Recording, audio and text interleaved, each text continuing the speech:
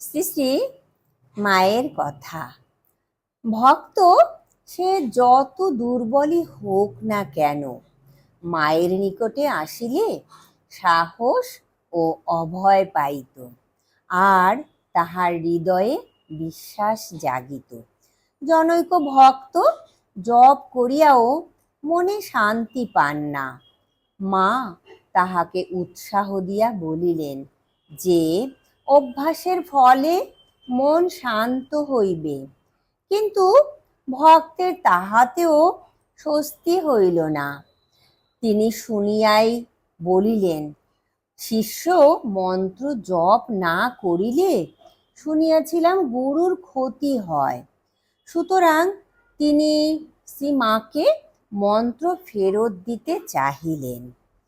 শুনিয়া মা বলিলেন, দেখো এ কি কথা, তোমাদের জন্য যে আমি ভেবে ভেবে অস্থির হলুম। ঠাকুর তোমাদের যে কবে পূর্বেই দয়া করেছেন। বলিতে বলিতে মায়ের চোখে জল দেখা দিল। তিনি আবেগ ভরে বলিলেন, আচ্ছা, তোমাকে আর মন্ত্র জপ করতে হবে না। ততক্ষণে ভক্তের চেতনা ফিরিয়া আসিয়াছে। আতঙ্কে তাহার মুখ হইতে বাহির হইল, মা, আমার সব কেড়ে নিলেন, এখন আমি কি করি? তবে কি মা আমি রসাতলে গেলুম? শ্রীমা অমনি জোরের সহিত সন্তানকে অভয় বাণী শুনাইলেন, কি, আমার ছেলে হয়ে তুমি রসাতলে যাবে? এখানে যে এসেছে, যারা আমার ছেলে, তাদের মুক্তি হয়ে আছে। বিধির সাধ্য নেই যে আমার ছেলেদের রসাতলে ফেলে। আমার উপর ভার দিয়ে নিশ্চিন্ত হয়ে থাকো।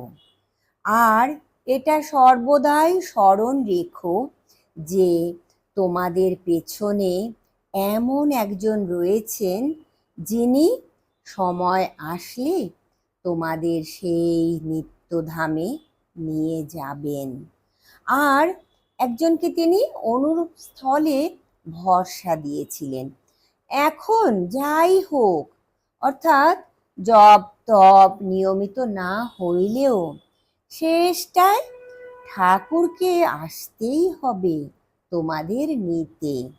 তিনি নিজে বলে গেছেন, তার মুখের কথা কি ব্যর্থ হতে পারে? যা প্রাণে আসে করে যাও। জয় ঠাকুর, জয় মা, প্রণাম মাগো।